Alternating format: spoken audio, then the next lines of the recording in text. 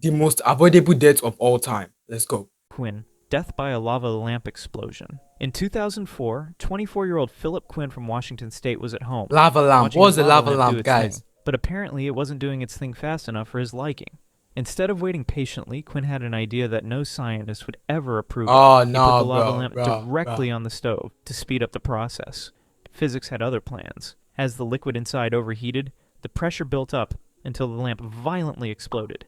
A glass shard shot across the room with enough force to pierce his chest, striking him in the heart. Quinn collapsed and died Man, almost that's some instantly. kind of mad When ass death. police Like arrived, they that kind of death is really brutal.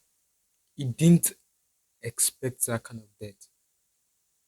And death is ridiculous, bro. But why will you try something of sort? Like common sense should tell you that when you are eating something like a lava lamp, I think a lava lamp is something that is going to be really hot and the pressure in it force it to explode.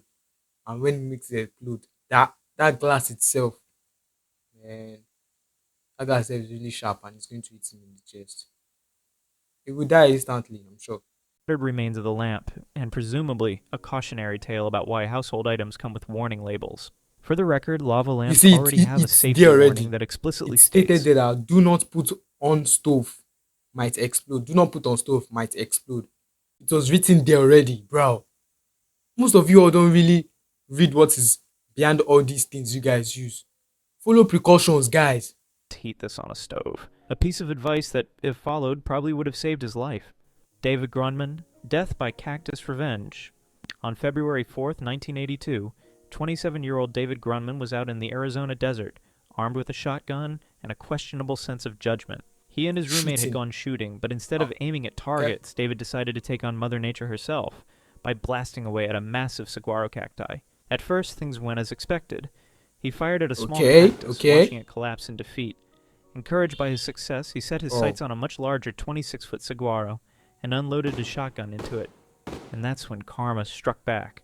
A massive 4-foot arm of the cactus broke off bro. and fell directly on top of Bro, him. I'm sorry for The laughing, weight but of the spiny that's some limb kind of crazy thing to do. Like, it's stupid, it's lame, it's very lame to do that kind of thing. 27-year-old man. Like, when you go for shooting, what's the purpose for that shooting? This is that you guys go to hunt animals. I think it's for hunting animals. But you, what is in your mind is to go against plant. You are shooting the plant. Don't you know the plant has feelings? eh? Now the plant fell on your head. I'm sure that plant is going to kill him instantly. See, ending his cactus shooting career permanently. David was declared dead at the dead scene. ASAP. Locals call it cactus karma, a brutal reminder that desert plants have survived for thousands of years, and they don't take kindly to being shot at. This could have been avoided if David had just picked a Yes, different hobby, maybe fishing, or literally anything that but doesn't why will your involve hobby shooting be him. shooting? Like shooting, that is some dangerous ass things to do. I need that some kind of like all those casino shooting. Is it casino?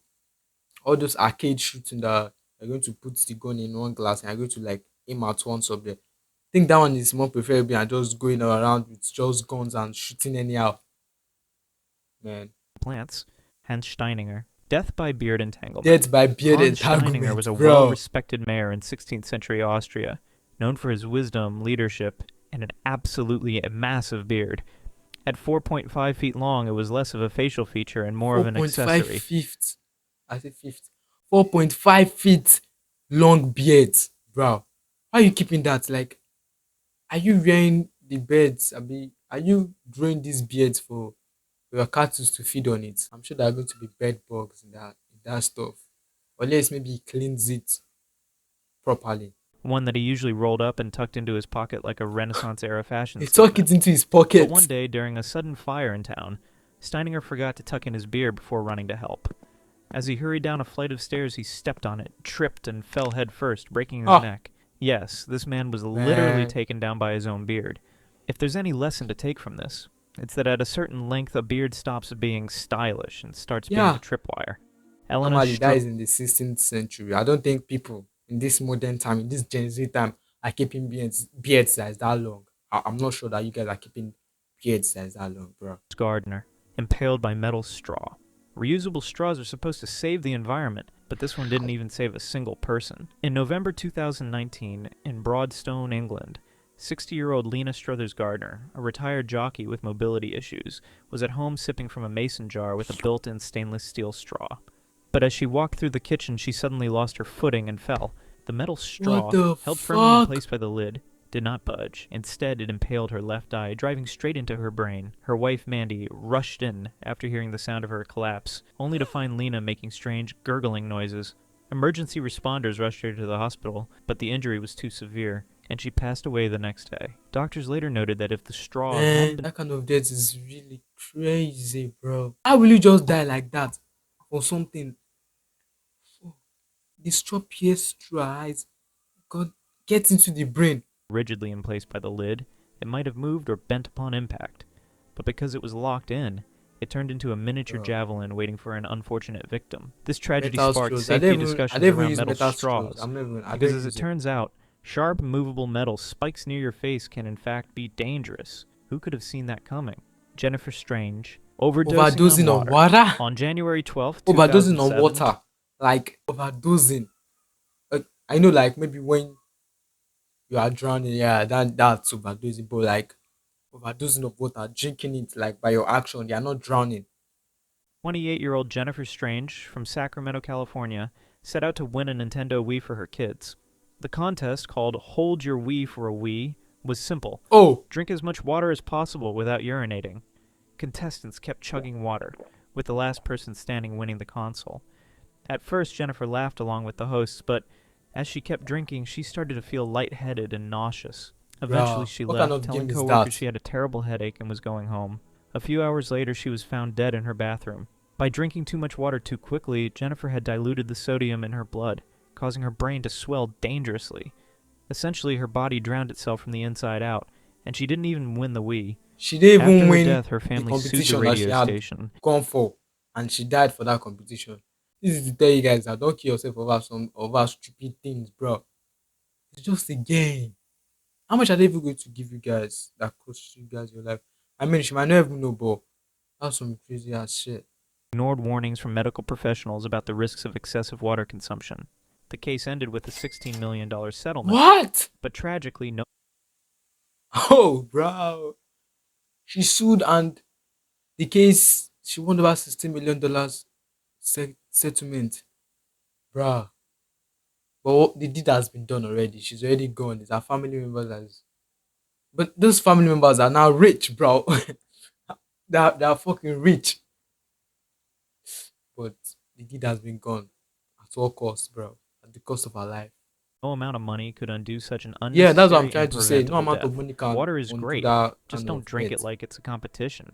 Jimmy Heselden, death by Segway cliff dive. In 2010, British millionaire Jimmy Heselden, the owner of the Segway company, set out to test a new all-terrain version of his product on his private estate. With plenty of open land to explore, it seemed like the perfect place for a smooth ride, except for one poorly placed cliff.